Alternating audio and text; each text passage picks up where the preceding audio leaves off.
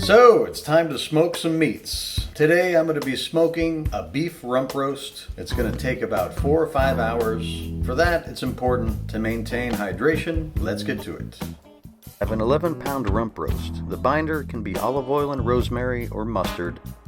I separate the salt from the dry rub, which is whatever you feel like. If the rock salt is too thick, give it a quick grind. The whole peppercorns and spice rub are also chopped to a medium grind. The fat side will be on top, which you want to gently score to allow the flavors through.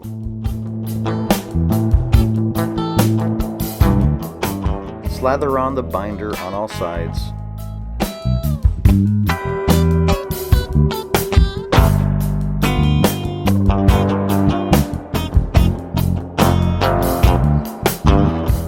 Adding a layer of salt before the rub allows you better control of the salt levels.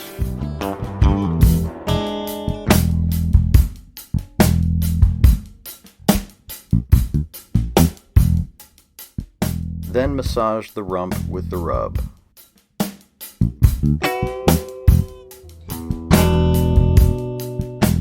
Here I'm using my homemade smoker with water-soaked hickory wood chips that I add every 30 minutes or so.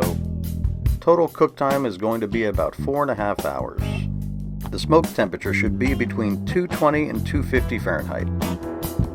Be sure to baste the roast about every hour with a vinegar, butter, garlic mix shown here, or a spritz using apple juice, apple vinegar, maple syrup, whatever you want. Here it's been about 40 minutes and I'm refilling the wood chips on top of coal. The hickory smoke leaves a beautiful patina.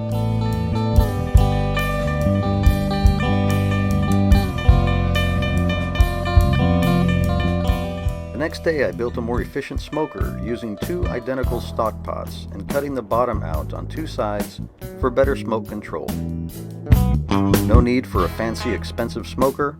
After all, it's a poor master who blames the tool. The perfect internal temp is no more than 140 Fahrenheit. Okay, the moment of truth.